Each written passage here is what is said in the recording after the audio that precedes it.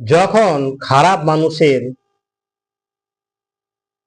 জীবন যখন মৃত্যুর সময় আসে, তখন কতই না ভয়াবহ অবস্থা পরিণত হয়।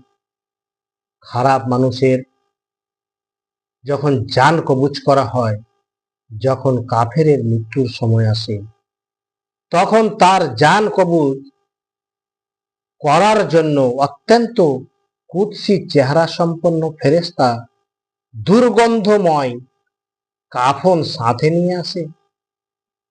তাকে হে কবিস আত্মা, হে খবিস আত্মা, হে অসন্তুষ্ট আত্মা ইত্যাদি শব্দের মাধ্যমে সম্বোধন করে তাকে আল্লাহর অসন্তুষ্টি ও জাহান্নামের সুসংবাদ দেয়।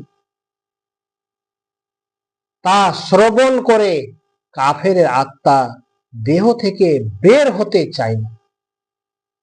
তখন ফেরেশতাগণ তার আত্মা এমন ভাবে জোর করে বের করে, যেমন পরিত্যক্ত লোহা কোনো খুঁটি থেকে জোর করে বের করা হয়।